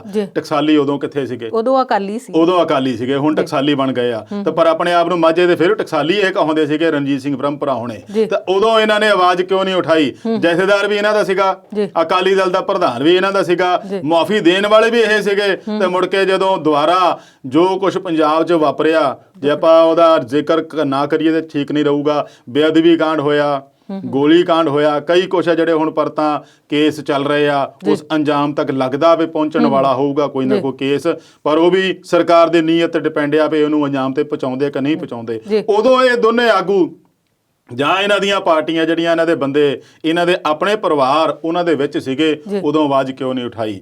ਮਤਲਬ ਕਹਿਣ ਦਾ ਇਹੀ ਆ ਵੀ ਜੇ ਆਪਾਂ ਹੋਰਨਾਂ ਸੂਬਿਆਂ ਦੀ ਗੱਲ ਕਰਦੇ ਆ ਨਾ, ਵੀ ਜਿੱਥੇ ਹੁਣ ਮਮਤਾ ਬੈਨਰਜੀ ਦਾ ਜਿਹੜਾ ਬਹੁਤ ਨੇੜ ਦਾ ਸਾਥੀ ਸੀ ਸੁਵੇਂਦੂ ਅਧਿਕਾਰੀ, ਜਿਹਨੂੰ ਕੌਂਸਲਰ ਤੋਂ ਲਿਆ ਕੇ ਇੱਥੋਂ ਤੱਕ ਪਹੁੰਚਾਇਆ, ਤੇ ਉਹਨੂੰ ਫਿਰ ਸੱਤਾ ਦਾ ਲਾਲਚ ਰਿਹਾ ਪਏ ਨਹੀਂ ਹੁਣ ਮਮਤਾ ਜਾਂਦੀ ਲੱਗਦੀ ਮੈਨੂੰ ਲੱਗਦਾ। ਉਹਨੂੰ ਸੰਭਾਵਨਾ ਤਾਂ ਇਹੀ ਪ੍ਰਗਟਾਈ ਕਿ ਮਮਤਾ ਹੁਣੀ ਚੱਲੇ ਆ ਤੇ ਮੈਂ ਤਾਂ ਭਾਈ ਗੱਦੀ ਤੇ ਰਹਿਣਾ ਹਮੇਸ਼ਾ, ਤੇ ਆਪਾਂ ਟਪੂਸੀ ਮਾਰ ਕੇ ਬੀਜੇਪੀ ਵੱਲ ਨੂੰ। ਹੁਣ ਜਿੱਤਦਾ ਹਾਰਦਾ ਉਹ ਅਗਲੀ ਗੱਲ ਆ, ਮੁੜ ਕੇ ਉਹਨੂੰ ਕੀ ਉਹਦੇ ਪੱਲੇ ਪੈਂਦਾ ਇਹ ਵੀ ਆਉਣ ਵਾਲਾ ਸਮਾਂ ਦੱਸੂਗਾ। ਪਰ ਜੇ ਨੰਦੀਗ੍ਰਾਮ ਤੋਂ ਜਿੱਤ ਜਾਂਦਾ, ਹੋ ਸਕਦਾ ਬੀਜੇਪੀ ਉਹਨੂੰ ਮੁੱਖ ਮੰਤਰੀ ਦਾ ਚਿਹਰਾ ਬਣਾ ਦੇਵੇ। ਉਸ ਗੱਲ ਨੂੰ ਲੈ ਕੇ ਇੱਧਰ ਤਾਂ ਜੋੜਦਾ ਵੀ ਜਦੋਂ ਤੋਂ ਸੱਤਾ ਹੁੰਦੀ ਆ, ਜਦੋਂ ਤੋਂ ਆਪਣੀ ਰਾਜ ਭਾਗ ਚੱਲਦਾ, ਉਦੋਂ ਤੋਂ ਬੱਲੇ ਬੱਲੇ ਆ ਲੈ ਸਾਰੇ ਸਹੀ ਆ। ਕਿਸੇ ਨੇ ਵੀ ਇਹਨਾਂ ਨੇ ਉਂਗਲੀ ਨਹੀਂ ਉਠਾਈ ਸੀ। ਜੇ ਕਹਿ ਦਿੰਦੇ ਬਾਦਲ ਸਾਹਿਬ ਹੋਰਾਂ ਨੂੰ ਜਾਂ ਸੁਖਬੀਰ ਨੂੰ ਵੀ ਆਹ ਕੰਮ ਤੁਸੀਂ ਕਰਨ ਲੱਗੇ ਗਲਤ ਆ, ਅਸੀਂ ਇਹਦੇ ਖਿਲਾਫ ਆ, ਤਾਂ ਮੈਨੂੰ ਲੱਗਦਾ ਉਹਨਾਂ ਨੇ ਰੁਕ ਜਾਣਾ ਸੀਗਾ, ਪਰ ਉਦੋਂ ਨਹੀਂ ਕਿਸੇ ਨੇ ਉਠਾਇਆ। ਹੁਣ ਜਦੋਂ ਲੱਗਾ ਪਏ ਹੁਣ ਇਹ ਅਕਾਲੀ ਦਲ ਬੀਜੇਪੀ ਨਾਲੋਂ ਵੀ ਵੱਖ ਹੋ ਗਿਆ, ਤੇ ਕਿਤੇ ਨਾ ਕਿਤੇ ਇਹਨਾਂ ਦੀ ਅੱਖ ਬੀਜੇਪੀ ਵੱਲ ਨੂੰ ਵੀ ਸੀਗੀ, ਉਹ ਬੀਜੇਪੀ ਵੱਲ ਨੂੰ ਅੱਖ ਜਿਹੜੀ ਉਹ ਕਿਸਾਨ ਅੰਦੋਲਨ ਖਾ ਗਈ। ਹੁਣ ਰਹਿ ਗਏ ਮੁੜ ਕੇ ਫਿਰ ਇਕੱਲੇ। ਹੁਣ ਇਹਨਾਂ ਨੂੰ ਇਹੀ ਗੱਲ ਆ ਗਈ ਆ ਵੀ ਇੱਧਰ ਜਿਹੜੀ ਦੇਖੋ ਪਹਿਲਾਂ ਜਦੋਂ ਇਹਨਾਂ ਦੀ ਗੱਲ ਚੱਲਦੀ ਸੀ ਨਾ, ਉਦੋਂ ਇਹਨਾਂ ਨੂੰ ਦੋਵਾਂ ਨੂੰ ਇਹ ਟੇਕ ਸੀਗੀ ਤੇ ਕੋਈ ਗੱਲ ਨਹੀਂ ਅਸੀਂ ਬੀਜੇਪੀ ਦਾ ਸਹਾਰਾ ਲੈ ਲਾਂਗੇ, ਜਾਂ ਮੁੜ ਕੇ ਜੇ ਬੀਜੇਪੀ ਉਭਾਰ ਆ ਜੂਗੀ ਤਾਂ ਉਹਨਾਂ ਦੇ ਵਿੱਚ ਸ਼ਾਮਲ ਹੋ ਜਾਵਾਂਗੇ। ਇਹੋ ਜਿਹੀਆਂ ਮਤਲਬ ਕਿਆ ਸਰਾਈਆਂ ਤਾਂ ਹੁੰਦੀਆਂ ਆ। ਜੇ ਆਪਾਂ ਸਿਆਸੀ ਵਿਸ਼ਲੇਸ਼ਣ ਕਰਦੇ ਆ, ਉਹਦੇ ਵਿੱਚ ਗੱਲਾਂ ਜਿਹੜੀਆਂ ਆਉਣ ਵਾਲੇ ਸਮੇਂ ਦੀਆਂ ਕਈ ਕੁਝ ਨਜ਼ਰ ਆ ਜਾਂਦੀਆਂ ਦਿਮਾਗ ਦੇ ਵਿੱਚ ਵੀ ਜੇ ਹੁਣ ਇਹ ਉੱਠਿਆ ਬੰਦਾ, ਇਹ ਹੁਣ ਆਉਣ ਵਾਲੇ ਸਮੇਂ ਦੇ ਵਿੱਚ ਕਿੱਧਰ ਨੂੰ ਕੀ ਕਰੂਗਾ ਤੇ ਕਿੱਦਾਂ ਦਾ ਰੁਖ ਅਖਤਿਆਰ ਕਰੂਗਾ। ਪਰ ਉਹ ਸਾਰਾ ਕੁਝ ਇਹਨਾਂ ਦਾ ਜਿਹੜਾ ਉਹ ਕਿਸਾਨ ਅੰਦੋਲਨ ਨੇ ਚਕਨਾਚੂਰ ਕਰਤਾ। ਹੁਣ ਇਹਨਾਂ ਨੇ ਇਹ ਬਿਹਤਰ ਸਮਝਿਆ ਵੀ ਕਿਉਂ ਨਾ ਆਪਾਂ ਇਕੱਠੇ ਹੋ ਜਾਈਏ। ਹੁਣ ਇਕੱਠੇ ਹੁੰਦੇ ਜਾਂ ਨਹੀਂ ਹੁੰਦੇ ਉਹ ਵੀ ਆਉਣ ਵਾਲਾ ਸਮਾਂ ਦੱਸੂਗਾ, ਪਰ ਫਿਲਹਾਲ ਇਹਨਾਂ ਨੇ ਇਹ ਆਪੇ ਬਾਦਲ ਪਰਿਵਾਰ ਨੂੰ ਟੱਕਰ ਦੇਣੀ ਆ। ਤੇ ਜਿੰਨਾ ਚਿਰ ਆਪ ਦੇ ਹੱਥ 'ਚ ਸਾਰਾ ਕੁਝ ਸੀਗਾ, ਉਦੋਂ ਬਾਦਲ ਪਰਿਵਾਰ ਸਹੀ ਸੀ। ਹੁਣ ਜਦੋਂ ਲੱਗਦਾ ਵੀ ਸਾਨੂੰ ਕੁਝ ਨਹੀਂ ਦਿੱਤਾ, ਤੇ ਫਿਰ ਬਾਦਲ ਪਰਿਵਾਰ ਗਲਤ ਆ। ਤੇ ਅਵਤਾਰ ਜੀ, ਵੈਸੇ ਇੱਕ ਕਹਾਣੀ ਮੈਨੂੰ ਚੇਤੇ ਆਉਂਦੀ ਹੈ, ਏਕੇ 'ਚ ਬੜੀ ਬਰਕਤ ਹੁੰਦੀ ਹੈ। ਆਪਾਂ ਬੱਚਿਆਂ ਨੂੰ ਪੜ੍ਹਾਉਂਦੇ ਆ, ਸੁਣਦੇ ਵੀ ਆ, ਸਾਨੂੰ ਵੀ ਸੁਣੀ ਸੁਣਾਈ ਮਿਲੀ। ਤੇ ਆਪਾਂ ਜਦੋਂ ਵੱਡੇ ਹੋ ਜਾਂਦੇ ਆ ਤੇ ਉਦੋਂ ਸਾਨੂੰ ਉਹ ਕਹਾਣੀਆਂ ਦਾ ਮੋਰਲ ਕਿਉਂ ਨਹੀਂ ਸਮਝ ਆਉਂਦਾ? ਜੇ ਸਾਰੇ ਜਣੇ ਜਿਹੜੇ ਵੀ ਇੱਕ ਪਾਰਟੀ ਦੇ ਵੱਖ-ਵੱਖ ਹਿੱਸੇ ਬਣੇ ਨੇ ਜਾਂ ਟੁੱਟੇ ਬਣੇ ਆਪਸ 'ਚ ਇੱਕ ਜੁੜ ਜਾਣ, ਤੇ ਫਿਰ ਮੈਨੂੰ ਲੱਗਦਾ ਹੈ ਕਿ ਕੇਂਦਰ ਨੂੰ ਵੱਡੀ ਟੱਕਰ ਦੇ ਸਕਦੇ ਨੇ। ਕੀ ਕਹੋਗੇ? ਨਹੀਂ, ਗੱਲ ਇੱਥੇ ਇਹ ਆ ਜਾਂਦੀ ਨਾ, ਜੁੜ ਕਿੱਦਾਂ ਜਾਣ? ਸਾਰਿਆਂ ਦੇ ਆਪਣੇ ਆਪਣੇ ਮਫਾਦ ਆ, ਸਾਰਿਆਂ ਦੇ ਆਪਣੇ ਆਪਣੇ ਰਾਹ ਆ, ਸਾਰਿਆਂ ਨੂੰ ਆਪਣਾ ਆਪਣਾ ਲਾਲਚ ਆ। ਕਿਸੇ ਨੂੰ ਆਪਣੇ ਪੁੱਤ ਧੀ ਦਾ ਲਾਲਚ ਆ, ਕਿਸੇ ਨੂੰ ਆਪਣੇ ਕਾਰੋਬਾਰ ਦਾ ਲਾਲਚ ਆ। ਜੋ ਕਾਰੋਬਾਰ ਉਹਨਾਂ ਨੂੰ ਸੱਤਾ ਦੇ ਰਹਿ ਕੇ ਚੱਲਦਾ ਹੁੰਦਾ, ਸੱਤਾ ਜੋ ਨਿਕਲਦਿਆਂ ਖੁੱਸ ਜਾਂਦਾ, ਹੁਣ ਦੁਬਾਰਾ ਸਟੈਂਡ ਕਰਨਾ ਚਾਹੁੰਦੇ ਆ ਵੀ ਕਿਸੇ ਤਰ੍ਹਾਂ ਦੁਬਾਰਾ ਹੋ ਜਾਏ। ਇਧਰ ਨਹੀਂ ਤਾਂ ਇਧਰ ਹੀ ਗਾਹੇ ਬਗਾਹੇ ਮੋੜ ਘੇੜ ਕੇ ਸੱਤਾ ਦੇ ਵਿੱਚ ਆਉਣ ਦੀ ਜਿਹੜੀ ਲਾਲਸਾ ਹੈ ਨਾ, ਉਹ ਸਿਆਸੀ ਆਗੂਆਂ ਨੂੰ ਕਿਸੇ ਪਾਸੇ ਲੱਗਣ ਨਹੀਂ ਦਿੰਦੀ। ਗੱਲ ਉੱਥੇ ਆ ਜਾਂਦੀ ਹੈ ਵੀ ਨੀਅਤ ਸਾਫ਼ ਨਹੀਂ ਹੁੰਦੀ। ਜੇ ਨੀਅਤ ਸਾਫ਼ ਹੋਵੇ ਤਾਂ ਫਿਰ ਕੋਈ ਚੱਕਰ ਨਹੀਂ ਹੈਗਾ, ਕੋਈ ਮੁਕਾਬਲਾ ਨਹੀਂ ਇਹਨਾਂ ਨੂੰ ਕਰ ਸਕਦਾ। ਜਿਹੜਾ ਇਹਨਾਂ ਨੇ ਕਾਂਗਰਸ ਜਿੱਤ ਗਈ, ਉਸ ਤੋਂ ਬਾਅਦ ਇਹਨਾਂ ਨੂੰ ਚੇਤਾ ਆਇਆ ਵੀ ਨਹੀਂ ਜੀ ਸੁਖਬੀਰ ਦੀ ਅਗਵਾਈ ਸਹੀ ਨਹੀਂ ਹੈਗੀ, ਵੀ ਇਹਨੂੰ ਪ੍ਰਧਾਨਗੀ ਛੱਡ ਦੇਣੀ ਚਾਹੀਦੀ ਆ। ਤੇ ਜੇ ਇਹ ਅਕਾਲੀ ਦੁਬਾਰਾ ਜਿੱਤ ਜਾਂਦੇ ਤੇ ਇਹਨਾਂ ਨੇ ਫਿਰ ਉਹੀ ਗੁਣਗਾਨ ਸੀਗਾ, ਦੇਖੋ ਜੀ ਸੁਖਬੀਰ ਦੀ ਅਗਵਾਈ ਨਾਲ ਸਾਰਾ ਪੰਜਾਬ ਮੁੜ ਕੇ ਫਿਰ ਅਕਾਲੀ ਸਰਕਾਰ ਬਣ ਗਈ ਆ। ਇਹ ਸਿਆਸਤ ਇਹੋ ਜੀ ਮਤਲਬ ਗਲਤਾਨ ਵਿੱਚ ਚੱਲ ਗਈ ਆ, ਚਾਹੇ ਪੰਜਾਬ ਦੀ ਚਾਹੇ ਦੇਸ਼ ਦੀ, ਕਿਤੇ ਵੀ ਦੇਖ ਲਓ। ਉਹ ਸਾਰੇ ਇਸ ਤਰੀਕੇ ਨੂੰ ਲੈ ਕੇ ਤੁਰੇ ਹੋ ਪਏ ਅਸੀਂ ਰਹਿਣਾ ਸੱਤਾ ਦੇ ਵਿੱਚ ਹੀ ਆ, ਚਾਹੇ ਉਹ ਸਰਕਾਰ ਕਿਸੇ ਦੀ ਵੀ ਬਣੇ, ਆਪਾਂ ਇਧਰੋਂ ਛੱਡ ਕੇ ਉਧਰ ਤੋਂ ਉਧਰੋਂ ਛੱਡ ਕੇ ਇਧਰ ਤੁਰੇ ਰਹਿਣਾ। ਸੱਤਾ ਨਹੀਂ ਛੱਡਣੀ, ਕੁਰਸੀ ਨਹੀਂ ਛੱਡਣੀ। ਇਸ ਗੱਲ ਦਾ ਨੁਕਸਾਨ ਉਸ ਲੋਕਾਂ ਨੂੰ ਹੁੰਦਾ, ਪਰ ਇਹ ਪਬਲਿਕ ਹੈ, ਸਭ ਜਾਣਤੀ ਹੈ। ਮੈਨੂੰ ਲੱਗਦਾ ਪਏ ਇਹਨਾਂ ਦੀਆਂ ਗੱਲਾਂ ਦੇ ਵਿੱਚ ਹੋ ਸਕਦਾ ਏਕਤਾ ਵੀ ਕਰ ਲੈਣ, ਪਰ ਆ ਜਿਹੜੀਆਂ ਗੱਲਾਂ ਮੈਨੂੰ ਲੱਗਦੀਆਂ ਮੇਰੇ ਦਿਮਾਗ 'ਚ ਆ, ਇਹ ਆਮ ਦੁਨੀਆ, ਆਮ ਪੰਜਾਬ ਵਾਸੀ ਦੇ ਦਿਮਾਗ 'ਚ ਵੀ ਹੋਣਗੀਆਂ। ਤੇ ਜਦੋਂ ਇੰਨਾ ਕੁਝ ਵਾਪਰਦਾ ਸੀ ਪੰਜਾਬ 'ਚ, ਉਦੋਂ ਇਹ ਬੰਦੇ ਉਹਨਾਂ ਦੇ ਨਾਲ ਸੀਗੇ, ਉਦੋਂ ਇਹਨਾਂ ਨੇ ਕਿਉਂ ਨਹੀਂ ਸਟੈਪ ਚੁੱਕਿਆ, ਤਾਂ ਹੁਣ ਕਿਉਂ ਚੁੱਕਿਆ? ਜੀ ਤੇ ਅਵਤਾਰ ਜੀ, ਅਗਲਾ ਮੁੱਦਾ ਬੜਾ ਦਿਲ ਨੂੰ ਛੂ ਜਾਣ ਵਾਲਾ ਹੈ। ਮਾਓਵਾਦੀਆਂ ਦੇ ਹਮਲੇ ਦੌਰਾਨ ਇੱਕ ਸਿੱਖ ਜਵਾਨ ਦੀ ਬਹਾਦਰੀ ਦੀ ਮਿਸਾਲ, ਜੀ ਉਹਦੇ ਬਾਰੇ ਥੋੜਾ ਜਿਹਾ ਚਾਨਣਾ ਪਾਓ। ਬਿਲਕੁਲ ਜੀ, ਪਹਿਲਾਂ ਤਾਂ ਉਹ ਬਹੁਤ ਵੱਡਾ ਨੁਕਸਾਨ ਹੋਇਆ ਦੇਸ਼ ਦਾ, ਜਿਹੜਾ 22-24 ਜਵਾਨ ਸ਼ਹੀਦ ਹੋ ਗਏ, ਸ਼ਹਾਦਤ ਦਾ ਜਾਮ ਪੀ ਗਏ।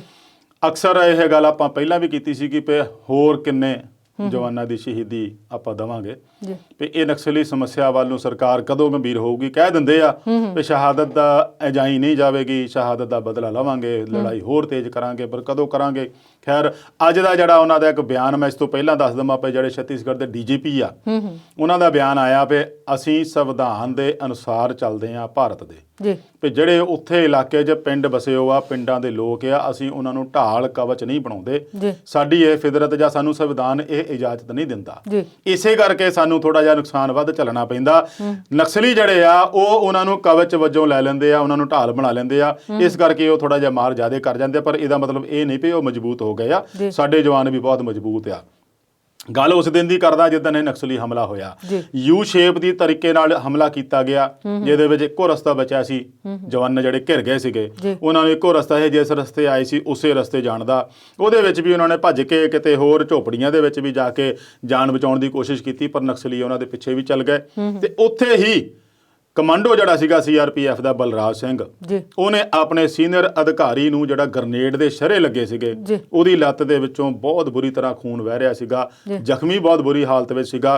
ਤੇ ਉਸ ਵੇਲੇ ਉਹਨੇ ਆਪਣੀ ਦਸਤਾਰ ਉਤਾਰ ਕੇ ਉਹਦੇ ਲੱਤ ਨੂੰ ਬੰਨ੍ਹ ਕੇ ਪਹਿਲਾਂ ਤਾਂ ਉਹਨੂੰ ਬਚਾਉਣ ਦੀ ਕੋਸ਼ਿਸ਼ ਕੀਤੀ ਔਰ ਬਚ ਵੀ ਗਿਆ। ਇਸ ਦੌਰਾਨ ਇਸ ਮੁੰਡੇ ਦੇ ਵੀ ਗੋਲੀ ਲੱਗ ਜਾਂਦੀ ਆ, ਬਲਰਾਜ ਸਿੰਘ ਦੇ, ਪਰ ਜ਼ਖਮੀ ਹਾਲਤ ਹੋਣ ਦੇ ਬਾਵਜੂਦ ਵੀ ਉਹ ਆਪਣੇ ਅਧਿਕਾਰੀ ਜਿਹੜਾ ਆਪਣਾ ਸੀਨੀਅਰ ਸੀ ਉਹਨੂੰ ਵੀ ਬਚਾਉਣ 'ਚ ਕਾਮਯਾਬ ਰਿਹਾ ਤੇ ਆਪ ਖੁਦ ਵੀ ਬਚ ਗਿਆ। ਸਿੱਖਾਂ ਦੀ ਮਿਸਾਲ ਜਿਹੜੀ ਆ ਇਹ ਅੱਜ ਦੀ ਨਹੀਂ, ਜਿੰਨਾ ਮਰਜ਼ੀ ਇਤਿਹਾਸ ਫਰੋਲ ਲਓ, ਤੁਹਾਨੂੰ ਉਹਦੇ ਵਿੱਚ ਹਰ ਤੀਜੀ ਚੌਥੀ ਪੰਜਵੀਂ ਜਿਹੜੀ ਘਟਨਾ ਉਹ ਸਿੱਖਾਂ ਦੇ ਮਿਸਾਲ ਵਾਲੀ ਮਿਲ ਹੀ ਜਾਏਗੀ।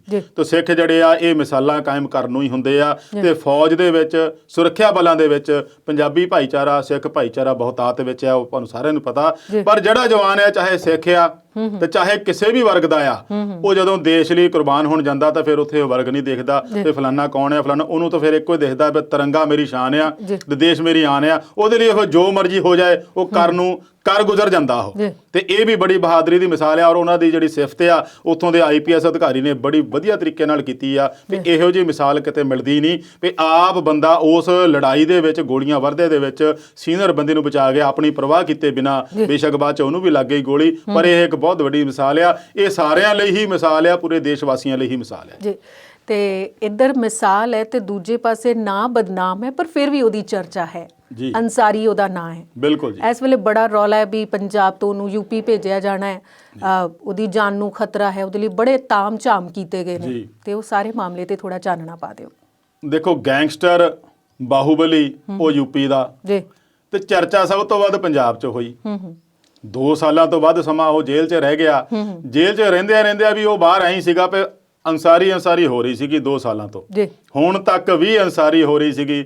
ਕੋਈ ਬਚਾਉਣ ਦੀ ਕੋਸ਼ਿਸ਼ ਕਰ ਰਿਹਾ ਸੀਗਾ ਤੇ ਕੋਈ ਉਹਨੂੰ ਲਿਜਾਣ ਦੀ ਕੋਸ਼ਿਸ਼ ਕਰ ਰਿਹਾ ਸੀਗਾ। ਇਹਦੇ ਵਿੱਚ ਅੰਸਾਰੀ ਜਿੰਨਾ ਹੀਰੋ UP 'ਚ ਨਹੀਂ ਬਣਿਆ, ਮੈਨੂੰ ਲੱਗਦਾ ਉਹਨਾਂ ਪੰਜਾਬ 'ਚ ਬਣ ਗਿਆ ਸੀਗਾ।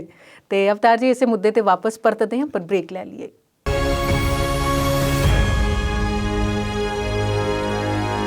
ਬ੍ਰੇਕ ਤੋਂ ਬਾਅਦ ਵਿਚਾਰ ਚਰਚਾ ਪ੍ਰੋਗਰਾਮ ਦੇ ਆਖਰੀ ਹਿੱਸੇ 'ਚ ਸਵਾਗਤ ਕਰਦੇ ਹਾਂ। ਤੇ ਅਵਤਾਰ ਜੀ, ਉਸੇ ਮੁੱਦੇ ਤੇ ਵਾਪਸ ਪਰਤਦੇ ਹਾਂ, ਅੰਸਾਰੀ ਤੇ ਅੰਸਾਰੀ।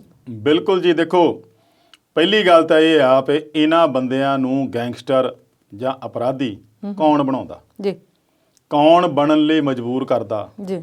ਇਹ ਸਿਆਸਤ ਦੀ ਸਰਪ੍ਰਸਤੀ ਹੇਠ ਹੀ, ਸਿਆਸੀ ਆਗੂਆਂ ਦੀ ਪਨਾਹ ਹੇਠ ਹੀ ਇਹ ਆਪ ਦਾ ਐਡਾ ਵੱਡਾ ਬਣਾ ਲੈਂਦੇ ਆ, ਸਾਮਰਾਜ ਤਿਆਰ ਕਰ ਲੈਂਦੇ ਆ ਵੀ ਜਿਹਦੇ ਤੋਂ ਇਹ ਖੁਦ ਫਿਰ ਸਿਆਸੀ ਲੋਕ ਹੀ ਡਰਨ ਲੱਗ ਪੈਂਦੇ ਆ ਜੀ।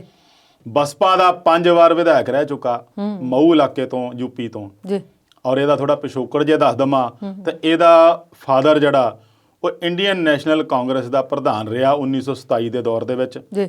ਉਸ ਤੋਂ ਬਾਅਦ ਇਸ ਦੇ ਜਿਹੜੇ ਦਾਦਾ ਸੀ ਉਹ ਫੌਜ ਵਿੱਚ ਬ੍ਰਿਗੇਡੀਅਰ ਰਹੇ ਆ, ਮਹਾਵੀਰ ਚੱਕਰ ਵਿਜੇਤਾ ਆ ਜੀ। ਉਸ ਪਰਿਵਾਰ ਦੇ ਵਿੱਚੋਂ ਇਹ ਬੰਦਾ ਸਿਆਸਤ ਵਿੱਚ ਆ ਕੇ ਬਾਹੂਬਲੀ ਗੈਂਗਸਟਰ ਕਿਵੇਂ ਬਣ ਗਿਆ, ਇਹ ਸਿਆਸੀ ਆਗੂਆਂ ਨੂੰ ਵੀ ਸੋਚਣਾ ਚਾਹੀਦਾ। ਇਹਦੀ ਪੜਚੋਲ ਕੀਤੀ ਜਾਣੀ ਚਾਹੀਦੀ ਹੈ, ਨਾ ਕਿ ਇਹੋ ਜਿਹੇ ਰੌਲਾ ਪਾ ਕੇ ਕੀਤਾ ਜਾਣਾ ਚਾਹੀਦਾ ਵੀ ਆਹ ਗੱਲ ਹੋ ਗਈ, ਇਦਾਂ ਹੋ ਗਈ, ਸਰਕਾਰ ਆਹ ਕਰ ਰਹੀ ਆ। ਉਹਦੇ ਉੱਤੇ 52 ਕੇਸ ਚੱਲ ਰਹੇ। ਉਹਦੇ ਨਾਲ ਦੇ 96 ਬੰਦੇ ਜਿਹੜੇ ਆ ਜਾਂ ਤਾਂ ਉਹਦੇ ਕਬਜ਼ੇ ਚੋਂ ਛੁਡਾਏ ਗਏ ਆ, ਜਾਂ ਉਹਦੇ ਤੋਂ ਮੁਕਤ ਕਰਾਏ ਗਏ ਆ, ਜਾਂ ਉਹਦੇ ਨਾਲ ਦੇ ਬੰਦੇ ਗ੍ਰਿਫਤਾਰ ਕੀਤੇ ਗਏ ਆ। ਇਸ ਤੋਂ ਵੱਡੀ ਗੱਲ, 192 ਕਰੋੜ ਦੀ ਜਾਇਦਾਦ ਇਹਦੇ ਜਿਹੜੇ ਸਾਮਰਾਜ ਦੀ ਸੀਗੀ ਉਹ ਜਾਂ ਤਾਂ ਤਹਿਸ ਨਹਿਸ ਕਰ ਦਿੱਤੀ ਜੀਸੀਬੀ ਮਸ਼ੀਨਾਂ ਲਾ ਕੇ। ਆਪਾਂ ਦੇਖਿਆ ਤੇ ਯੂਪੀ ਦੇ ਵਿੱਚ ਉਹਦਾ ਬਹੁਤ ਵੱਡਾ ਬੰਗਲਾ ਸੀਗਾ, ਜੀਸੀਬੀ ਮਸ਼ੀਨ ਲਾ ਕੇ ਬਿਲਕੁਲ ਜ਼ਮੀਨਦੋਜ਼ ਕਰ ਦਿੱਤਾ। 192 ਕਰੋੜ ਦੀ ਜਾਇਦਾਦ ਜ਼ਬਤ ਕੀਤੀ ਗਈ, ਤਬਾਹ ਕੀਤੀ ਗਈ, ਅਟੈਚ ਕੀਤੀ ਗਈ, ਸਾਰਾ ਕੁਝ ਹੋ ਗਿਆ। ਉਸ ਦੇ ਬਾਵਜੂਦ ਇੱਕ ਸਰਕਾਰ ਉਹਨੂੰ ਕਹਿੰਦੀ ਸਾਡੇ ਕੋਲ ਲਿਆ, ਦੂਜੀ ਸਰਕਾਰ ਪਤਾ ਨਹੀਂ ਉਹਨੂੰ ਉੱਥੋਂ ਡਰਦਿਆਂ ਨੂੰ ਇੱਧਰ ਬੈਠਾ ਸੀਗਾ ਜਾਂ ਇਹਨਾਂ ਨੂੰ ਇਹਦੇ ਤੋਂ ਕੀ ਲਾਭ ਸੀਗਾ, ਇਹ ਹਜੇ ਵੀ ਕਲੀਅਰ ਨਹੀਂ ਹੋ ਗਿਆ। ਪੰਜਾਬ ਸਰਕਾਰ ਤੇ ਦੋਸ਼ ਲੱਗ ਰਹੇ ਸੀਗੇ। ਇੱਕ ਅਪਰਾਧੀ ਨੂੰ ਇਸ ਕਦਰ ਬਚਾਉਣ ਦਾ ਮਤਲਬ ਕੀ ਆ, ਉਹਨੂੰ ਇਸ ਤਰ੍ਹਾਂ ਦੀ ਪਨਾਹ ਦੇਣ ਦਾ ਮਤਲਬ ਕੀ ਆ, ਉਹਦੇ ਉੱਤੇ ਇੰਨੇ ਪੈਸੇ ਖਰਚਣ ਦਾ ਮਤਲਬ ਕੀ ਆ, 20 ਵਕੀਲ ਉਹਦੀ ਜਿਹੜੀ ਪੈਰਵਾਈ ਕਰਦੇ ਸੀਗੇ ਉਹਦਾ ਮਤਲਬ ਕੀ ਆ। ਤੇ ਇਹ ਵੀ ਨਹੀਂ ਪਤਾ ਜਿਹੜੀ ਉਸ ਜਿਸ ਕੇਸ 'ਚ ਉਹਨੂੰ ਰੋਪੜ ਦੀ ਜੇਲ੍ਹ 'ਚ ਰੱਖਿਆ ਗਿਆ ਸੀ, ਮੋਹਾਲੀ ਦੇ ਹਾਲ 'ਚ ਪੇਸ਼ੀ ਕੀਤੀ ਜਾਂਦੀ ਸੀਗੀ ਵੀ ਇੱਕ ਬਿਲਡਰ ਨੂੰ ਉਹਨੇ ਧਮਕੀ ਦਿੱਤੀ ਫਰੋਤੀ ਲਈ। ਉਹ ਵੀ ਹਜੇ ਪਤਾ ਨਹੀਂ ਵੀ ਯੂਪੀ ਵਾਲਾ ਬੰਦਾ ਮੋਹਾਲੀ ਦੇ ਇੱਕੋ ਬਿਲਡਰ ਨੂੰ ਕਿਵੇਂ ਧਮਕੀ ਦਊਗਾ। ਬਿਲਡਰ ਪੰਜਾਬ 'ਚ ਹੋਰ ਵੀ ਬਹੁਤ ਆ, ਹੋਰ ਕਿਸੇ ਨੂੰ ਕਿਉਂ ਨਹੀਂ ਦਿੱਤਾ ਗਿਆ। ਤੇ ਲੱਗਦਾ ਤਾਂ ਇਹ ਸੀ ਵੀ ਅੰਸਾਰੀ ਜਿਹੜਾ ਆ ਉਹ ਜਦੋਂ ਤੋਂ ਯੂਪੀ 'ਚ ਯੋਗੀ ਸਰਕਾਰ ਬਣੀ ਆ ਉਸ ਤੋਂ ਬਾਅਦ ਤੋਂ ਹੀ ਡਰਨ ਲੱਗ ਪਿਆ ਸੀਗਾ। ਤੇ ਉਸ ਦਾ ਡਰ ਹੋਰ ਵੀ ਪਰਪੱਕ ਹੋ ਗਿਆ ਸੀ ਜਦੋਂ ਵਿਕਾਸ ਦੁਬੇ ਵਰਗੇ ਦੀ ਗੱਡੀ ਪਲਟ ਗਈ ਸੀ। ਤੇ ਉਹਨੂੰ ਇਹੀ ਡਰ ਰਹਿੰਦਾ ਸੀਗਾ ਵੀ ਜੇ ਮੈਂ ਚੱਲ ਗਿਆ ਤੇ ਮੇਰੀ ਜੇ ਉਹ ਤਾਂ ਫਿਰ ਵੀ XUV ਸੀਗੀ ਤੇ ਮੇਰੀ ਕਿਤੇ ਚੱਕ ਕੇ ਸਕਾਰਪੀਓ ਨਾਲ ਪਲਟਦੇ ਨੇ ਜਾਂ ਜਿਹੜੀ ਬਲੈਰੋ ਨਾਲ ਪਲਟਦੇ ਨੇ। ਜਿਹੜੀ ਗੱਡੀ 'ਚ ਗਿਆ ਨਾ ਬੁਲਟ ਪ੍ਰੂਫ ਜੈਕਟ ਪਾ ਕੇ ਤੇ ਬੁਲਟ ਪ੍ਰੂਫ ਜਿਹੜੀ ਗੱਡੀ ਹੈ ਉਹਦੇ 'ਚ ਕਹਿੰਦੇ ਬਿਠਾ ਕੇ ਲੈ ਕੇ ਗਏ ਉਹਨੂੰ। ਇਹ ਤਾਂ ਸੀਗਾ ਉਹਨੂੰ ਲੈਣ ਪਤਾ ਕਿੰਨੇ ਜਣੇ ਆਏ ਸੀਗੇ, 150 ਪੁਲਿਸ ਵਾਲੇ ਸੀਗੇ, ਪੂਰੀ ਤਾਮ ਝਾਮ ਐਂਬੂਲੈਂਸ ਸੀਗਾ, ਡਾਕਟਰ ਸੀਗੇ ਨਾਲ, ਇੰਨਾ ਕੁਛ ਉਹਨੂੰ ਲੈਣ ਆਏ ਸੀਗੇ ਇੱਕ ਐਡੇ ਵੱਡੇ ਅਪਰਾਧੀ ਨੂੰ।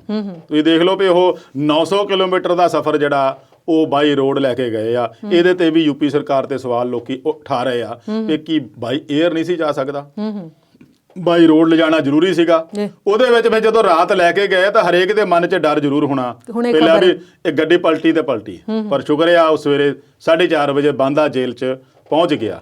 ਪਰ ਇਸ ਨੂੰ ਸਾਰੇ ਨੂੰ ਇਸ ਗੱਲ ਤੇ ਪੜਤੋਲ ਜਿਹੜੀ ਕਰਨੀ ਪਊਗੀ, ਚਾਹੇ ਯੂਪੀ ਸਰਕਾਰ ਆ, ਕਿਉਂਕਿ ਯੋਗੀ ਨੇ ਜਦੋਂ ਸਰਕਾਰ ਬਣੀ ਸੀ ਕਹਿਤਾ ਸੀਗਾ ਵੀ ਹੁਣ ਜਿਹੜੇ ਅਪਰਾਧੀ ਆ, ਜਿਹੜੇ ਗੈਂਗਸਟਰ ਆ, ਜਿਹੜੇ ਨਾਮੀ ਸਮਗਲਰ ਆ, ਉਹ ਆਪਣਾ ਪੜਿਆ ਵਿਚਾਰ ਲੈਣ, ਯੂਪੀ 'ਚ ਜਾਂ ਜੋਗੀ ਰਹੂਗਾ ਤਾਂ ਜਾਂ ਉਹ ਰਹੂਗਾ। ਉਸ ਗੱਲ ਤੋਂ ਘਬਰਾਏ ਹੋਏ ਸੀਗੇ ਸਾਰੇ, ਤੇ ਜਿਨ੍ਹਾਂ ਨੂੰ ਇਸ ਬੰਦਿਆਂ ਨੂੰ ਜਿਹਨੇ ਖੜਾ ਕੀਤਾ ਆ ਉਹਦਾ ਕੋਈ ਜ਼ਿਕਰ ਨਹੀਂ।